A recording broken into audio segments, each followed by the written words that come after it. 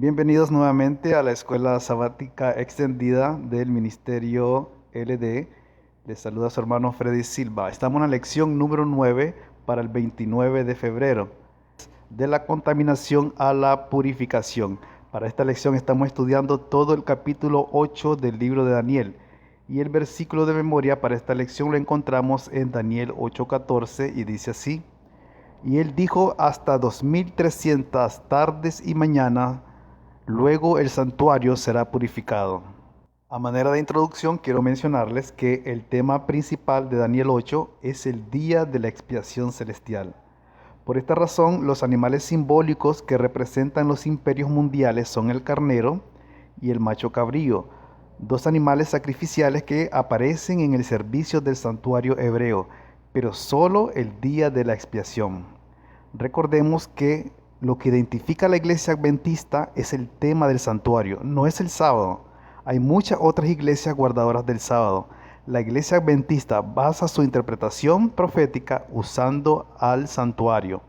Por eso es que las iglesias no pueden interpretar Apocalipsis, porque están desconectadas de la simbología del santuario, y Apocalipsis está lleno de símbolos del santuario. Muchos creen que el santuario quedó en el desierto, pero eso era nada más una copia del santuario celestial, donde está Cristo intercediendo por nosotros como sumo sacerdote. Eso lo pueden ver en detalle en Hebreos 9, versículos 24 al 28. Así que adentrémonos en el estudio de esta lección. Entre el año 548 a 547 a.C., se le dio al profeta Daniel la visión que se presenta en Daniel 8, que brinda algunas aclaraciones importantes sobre el juicio al que se hace referencia en Daniel 7. Recordemos que los capítulos de Daniel 2, 7 y 8 son paralelos. Hablan de los mismos eventos. A diferencia de las visiones de Daniel 2 y 7, la visión de Daniel 8 omite a Babilonia y comienza con Medo-Persia, porque en ese entonces Babilonia estaba en decadencia y los persas estaban a punto de reemplazar a Babilonia como la próxima potencia mundial. El lenguaje y los símbolos cambian en Daniel 8 porque se analiza en detalle la purificación del santuario celestial en relación con el día de la expiación celestial. De ahí la simbología del carnero y el macho cabrío, en esta visión que detallaremos a continuación. El carnero y el macho cabrío.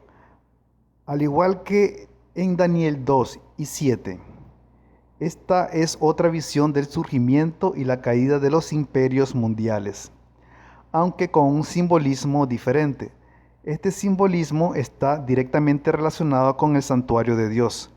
En este caso, se utilizan los símbolos de un carnero y un macho cabrío, también llamado chivo, los cuales están relacionados con el ritual del santuario en el día de la expiación. Todo era símbolo de un juicio en el antiguo Israel. Los carneros y los machos cabríos se utilizaban como ofrendas sacrificiales en el servicio del santuario, pero los dos se mencionaban juntos solo en el día de la expiación o Yom Kippur. Por lo tanto, aquí se elige intencionalmente a estos dos animales para evocar el día de la expiación, que es un énfasis importante de la visión. A medida que se desarrolla la visión, Daniel ve un carnero que embiste en tres direcciones diferentes, hacia el oeste, hacia el norte y hacia el sur, según Daniel 8:4. Este movimiento triple indica la expansión de este poder. Dice Daniel 8:4, ninguna bestia podía parar delante de él, ni había quien escapase de su poder, y hacía conforme a su voluntad y se engrandecía. Como explica el ángel, el carnero con dos cuernos representa el imperio medo-persa, y las tres direcciones muy probablemente señalen literalmente las tres conquistas principales de esta potencia mundial: Egipto, Siria y Babilonia. A continuación aparece un macho cabrío con un gran cuerno que representa el imperio griego, bajo el mando de Alejandro Magno. El hecho de que el macho cabrío se mueva sin tocar tierra significa que avanza rápidamente. Este símbolo refleja la rapidez de la conquista de Alejandro, que Daniel 7 presenta como un leopardo alado, pero como lo indica la profecía, Cuando el macho cabrío estaba en su mayor fuerza, aquel gran cuerno fue quebrado y dio paso a 4 cuernos que se extienden a los 4 puntos cardinales. Esto se cumple cuando Alejandro muere en Babilonia en el año 323 a.C. a los 33 años, y su reino se divide entre sus 4 generales. Ahora hablemos con detalles de la simbología del carnero. Veamos el siguiente gráfico. Aquí tenemos la visión y aquí tendremos la interpretación. El carnero tenía 2 cuernos. Esto significa los reyes de Media y de Persia. Uno más alto que el otro, aunque comenzó a crecer después. Eso significa que Persia surgió después, pero se hizo más fuerte que Media. Acometía contra el poniente, el norte y el sur. Esto significa que se desplazó hacia el oeste en sus conquistas. Babilonia hacia el oeste, Asia Menor hacia el norte y Egipto hacia el sur. Hacía conforme a su voluntad y se engrandecía. Eso significa que nadie pudo resistirse a su avance.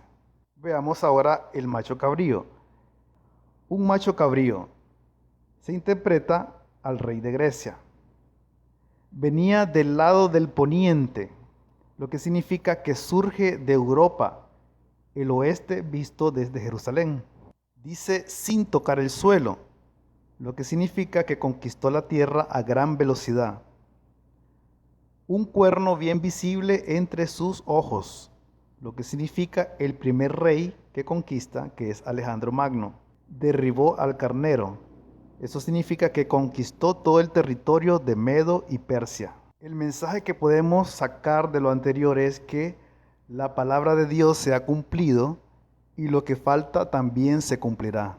Hablemos ahora sobre el surgimiento del cuerno pequeño. Eso lo podemos ver en Daniel 8, del 8 al 12, donde dice que después de describir los 4 cuernos que se extienden a los 4 vientos del cielo, el texto bíblico dice que de uno surgió un cuerno pequeño. La pregunta es si este cuerno o poder proviene de uno de los 4 cuernos, que como vimos representan a los 4 generales de Alejandro, o de uno de los 4 vientos. La estructura gramatical del texto en el idioma original indica que este cuerno pequeño proviene de uno de los 4 vientos. Y dado que este poder surge después del Imperio griego y sus 4 ramificaciones, una interpretación común es que este cuerno es Roma. Mucho cuidado a nuestros hermanos evangélicos, porque a este punto las interpretaciones evangélicas no se enfocan en Roma, se enfocan en Antíoco Epífanes, porque interpretan de que este rey altivo sale de uno de los cuernos y no de los 4 vientos. Y eso le encanta que piense a la iglesia romana. En la descripción de este video le dejaré un enlace de por qué Antíoco Epífanes no puede ser el cuerno pequeño de Daniel 7 y 8. Este cuerno pequeño representa a Roma en sus 2 fases, pagana y papal. Roma pagana es la Roma de los Césares, la Roma de los emperadores, donde existían muchos dioses. Y la otra etapa que sigue es la Roma papal, y se autonombra representante de Dios en la tierra. Daniel vio en visión a Roma primero en su fase imperial y pagana, cuando combatía contra el pueblo judío y los cristianos primitivos, y después en su fase papal, que continúa hasta nuestros días y se proyecta hacia el futuro. De acuerdo con el texto bíblico, el cuerno pequeño en primer lugar efectuó un movimiento horizontal y creció mucho al sur y al oriente y hacia la tierra gloriosa, según Daniel 8:9. Estas 3 direcciones corresponden a las 3 regiones principales que cayeron bajo el dominio de la Roma pagana. A medida que el cuerno pequeño se convierte en el actor principal de la visión, su expansión vertical recibe atención detallada. Ya lo veremos con más detalle más adelante. Ahora vamos a comparar estos 2 cuernos del capítulo 7 y 8 del libro de Daniel para que vean la similitud.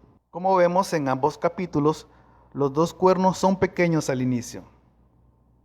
Luego se hacen grandes, se vuelven perseguidores, son blasfemos, atacan al pueblo de Dios, tienen tiempo profético, o sea, están limitados, llegan hasta el fin y son destruidos por Dios.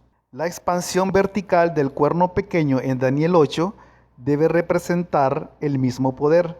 Por ende, al igual que en Daniel 2 y 7, la última potencia principal es Roma, tanto pagana como papal.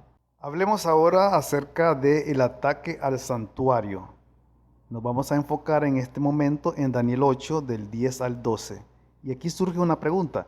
¿Qué tipo de actividad realiza el cuerno pequeño? En Daniel 8:10, el cuerno pequeño intenta replicar en el nivel espiritual los esfuerzos de los constructores de Babel. Los términos ejército y estrellas pueden referirse al pueblo de Dios del Antiguo Testamento.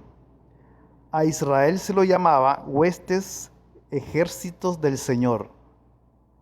Daniel también muestra que los fieles de Dios brillan como las estrellas. Obviamente, esto no es un ataque literal a los cuerpos celestes, sino una persecución al pueblo de Dios, cuya ciudadanía está en los cielos. Aunque miles de cristianos fueron asesinados por emperadores paganos, el enfoque ahora está en las actividades verticales del cuerno pequeño. Por lo tanto, el cumplimiento final de esta profecía debe asociarse con la Roma papal y su persecución a través de los siglos. Además, Daniel 8:11 habla de un príncipe que se menciona en otros lugares de Daniel como el Mesías príncipe, Miguel vuestro príncipe y Miguel el gran príncipe. Nadie más que Jesucristo podría ser el referente de esta expresión. Jesucristo es el príncipe del ejército mencionado anteriormente y nuestro sumo sacerdote en el cielo. Por lo tanto, el papado y el sistema religioso que representa ciegan e intentan reemplazar el papel sacerdotal de Jesús. En Daniel 8:11, el continuo sacrificio aparece relacionado con el santuario terrenal para designar los diversos aspectos continuos de los servicios rituales, incluidos los sacrificios y la intercesión. Es a través de estos servicios que los pecadores reciben el perdón y los pecados quedan en el tabernáculo. Este sistema terrenal representa el ministerio intercesor de Cristo en el santuario celestial. Entonces, como predice la profecía, el papado intercambia la intercesión de Cristo por la intercesión de los sacerdotes y los santos. Mediante esa adoración falsa, el cuerno pequeño quita el ministerio intercesor de Cristo y simbólicamente derriba el lugar del santuario de Cristo. Como dice Daniel 8:12, y echó por tierra la verdad e hizo cuanto quiso y prosperó. Jesús afirma que Él es la verdad y también señala a la palabra de Dios como la verdad. En contraste, el papado prohibió en el pasado la traducción de la Biblia al lenguaje del pueblo. Pone la interpretación de la Biblia bajo la autoridad de la Iglesia y coloca la tradición a la par de la Biblia como norma suprema de fe. Muy bien, sé que son muchos conceptos hasta el momento, por eso debemos de hacer una pausa para hacer un resumen del cuerno pequeño y la siguiente imagen nos ayudará. A la izquierda tendremos la visión y a la derecha tendremos la interpretación. Dice la visión que de uno de los vientos salió un cuerno pequeño. Esto significa que al fin del reinado de estos surge el nuevo rey. La visión dice que creció mucho hacia el sur y el oriente y hacia la tierra gloriosa. Roma se expande hacia Egipto, hacia Grecia y hacia Palestina. Parte del ejército y de las estrellas echó por tierra. Eso significa que destruirá a los fuertes y al pueblo de los santos. Dice que contra el príncipe de los ejércitos se irguió y por él fue quitado el continuo sacrificio. Eso significa que mandó a crucificar a Cristo, lo que era la Roma imperial, y como Roma papal sustituyó el sacrificio de Cristo por el de los sacerdotes humanos. En la visión, el lugar de su santuario fue echado por tierra, Eso significa que el templo físico fue destruido por Roma en el año 70 después de Cristo, que también fue profetizado por el Cristo mismo. El celestial sustituido por la misa. En la visión dice que echó por tierra la verdad. Eso significa que en su fase papal, Roma destruyó la verdad y le acompañó el éxito. Hablemos ahora sobre la purificación del santuario. Eso está basado en Daniel 8:14 y aquí surge otra pregunta. ¿Qué es lo que ocurre aquí? Luego del devastador ataque del cuerno, se anuncia que el santuario será purificado. Para entender este mensaje debemos de tener en cuenta que la purificación del santuario que se menciona en Daniel 8:14 corresponde a la escena del juicio descrita en Daniel 7:9 al 14. Y como ese juicio tiene lugar en el cielo, el santuario también debe estar ubicado en el cielo. Por ende, mientras Daniel 7 describe la intervención de Dios en los asuntos humanos y la forma en que Él se relaciona con ellos desde una perspectiva judicial, Daniel 8 describe el mismo acontecimiento desde una perspectiva del santuario. El santuario terrenal se diseñó según el modelo de su contraparte celestial y servía para ilustrar las amplias implicaciones del plan de salvación. Todos los días los pecadores llevaban sus sacrificios al santuario, donde recibían el perdón de sus pecados confesados, ya que, en cierto sentido, los pecados se transferían al santuario. Como resultado, el santuario se contaminaba. Por lo tanto, se necesitaba un proceso periódico de purificación para limpiar el santuario de los pecados registrados en él. Se lo denomina el día de la expiación y tiene lugar una vez al año según Levíticos 16. Pero ahora surge la pregunta, ¿por qué el santuario celestial, el que está en los cielos, necesita ser purificado? Por analogía, podemos decir que los pecados confesados de aquellos que han aceptado a Jesús han sido transferidos al santuario celestial, al igual que los pecados de los israelitas arrepentidos se transferían al santuario terrenal. En el día de la expiación terrenal se sacrificaba una gran cantidad de animales, lo que simbolizaba la futura muerte de Jesús, razón por la cual los pecadores podían mantenerse en pie en el día de la expiación. Y así como ocurría esto en el día de la expiación terrenal, cuando se purificaba el santuario, cuánto más en el santuario celestial, donde únicamente la sangre de Cristo nos saca airosos del juicio. La purificación del santuario descrita en Daniel 8:14 es la contraparte celestial del servicio terrenal, cuyo mensaje básico es: como pecadores necesitamos la sangre del Mesías para que nuestros pecados sean perdonados y nos permita estar de pie en el juicio.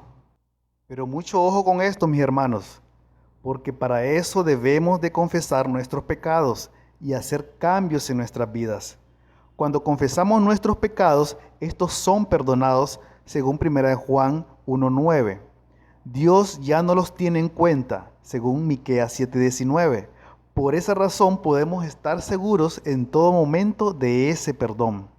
No obstante, el registro de nuestros pecados no es eliminado hasta el momento en el que nuestra vida sea juzgada, durante el proceso de la purificación del santuario celestial. Esto es según Levíticos 16:30. Gracias al sacrificio y a la intercesión de Jesús podemos ser declarados justos en el juicio. Recuerda, según Daniel 7, 26 al 27, la razón del juicio es entregar el reino a los santos.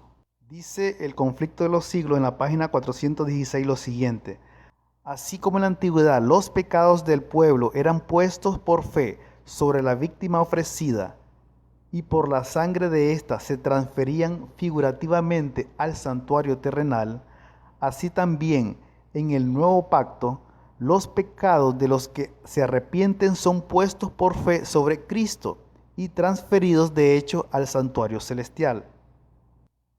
Sigue diciendo, y así como la purificación típica de lo terrenal se efectuaba quitando los pecados con los cuales había sido contaminado, así también la purificación real de lo celestial debe efectuarse quitando o borrando los pecados registrados en el cielo. Amén. Gloria a Dios por su Hijo amado y su preciosa sangre derramada para el perdón de nuestros pecados. Seamos agradecidos, hermanos, con Él. Entreguemos nuestras vidas a Cristo, cambiando nuestro carácter.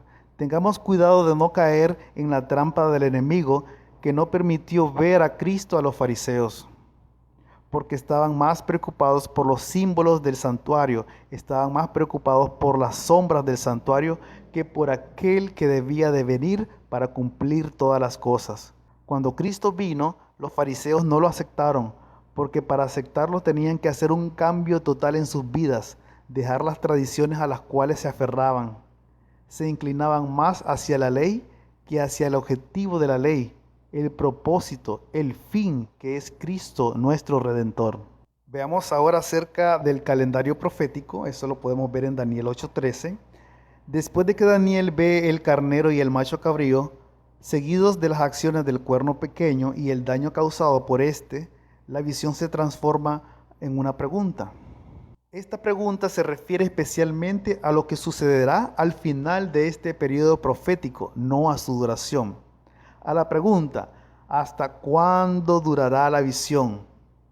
El otro ser celestial respondió, hasta 2300 tardes y mañana.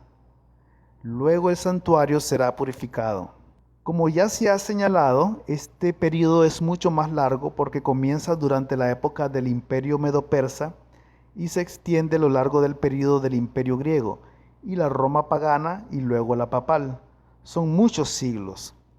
Según el método de interpretación historicista, este período profético debe calcularse sobre la base del principio de día por año, lo que significa que las 2300 tardes y mañanas corresponden a un período de 2300 años. Daniel 8 no brinda ninguna información que nos permita calcular el comienzo de este período, con el que por supuesto se podría establecer el final. Pero Daniel 9 ofrece esa información crucial y lo veremos en el próximo video con la lección 10, así que no te lo pierdas. Si deseas el video anterior sobre la lección 8, escríbeme al siguiente Messenger. Este video ha sido gracias al apoyo hacia este ministerio de parte de los siguientes hermanos: Mario Carías de Estados Unidos, Ricky Rosado de México, Beatriz Eskenazi de Estados Unidos, Luz Marcela de Argentina, Julio Rodríguez desde España. Muchas gracias, y a todas las personas que oran por este ministerio. Seguimos adelante con la ayuda de Dios. Maranata.